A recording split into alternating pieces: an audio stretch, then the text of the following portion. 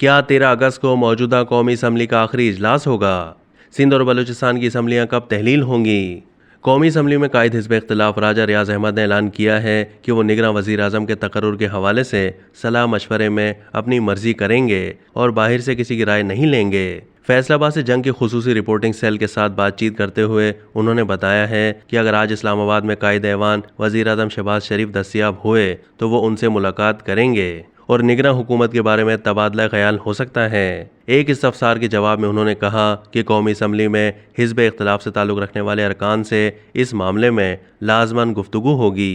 फिलवक्त ये नहीं बताया जा सकता कि निगरां वज़ीर आज़म की हैसियत से नामजदगी के लिए उनकी सिफारिशात क्या होंगी। इस दौरान पता चला है कि कौमी असम्बली का इजलास जुमेरात 20 जुलाई को तलब किया जा रहा है। इस सिलसिले में वज़ीर आज़म के लिए समरी अरसाल कर दी गई है, जिसकी बुनियाद पर वो सदर मुमलिकत को एडवाइस जारी करेंगे।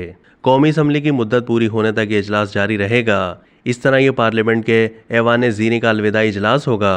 पार्लिमानी ज़राए ने ख्याल जाहिर किया है कि इस अमर का यकसा इम्कान मौजूद है कि कौमी असम्बली 13 अगस्त को अपना आखिरी इजलास मुनक्किद करके मादूम हो जाए या इसे 2-3 दिन पहले तहलील कर दी जाए। इस सिलसिले में मामला सलाह मशवरों से मशरूत है। 13 अगस्त तक इजलास जारी रहा तो इलेक्शन कमीशन 60 रोज़ में आम इंतखाबात कराने का मुकल्लफ होगा। बसूरत दीगर इस पर 90 दिन में आम इंतखाबात कराने की पाबंदी होगी।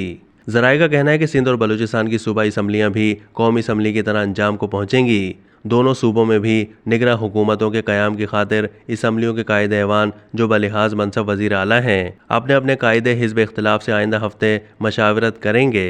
बताया जाता है कि वफाक और सूबों में पेश आमदा अय्याम में होने वाले सलाह मशवरे गैर रस्मी नौयत के होंगे।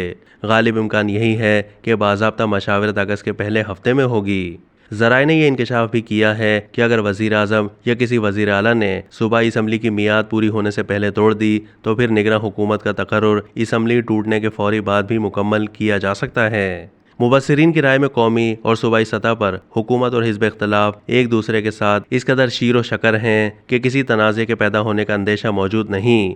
तहम हुकूमत और हिज़्ब इख्तिलाफ के दरमियान फासलों को तबाही रंग देने के लिए मशावरती अमल में तवालत को जन्म दिया जा सकता है। अब तक के लिए इतना ही। मज़ीद मालूमात के लिए डेली जंग के यूट्यूब चैनल को सब्सक्राइब कीजिए।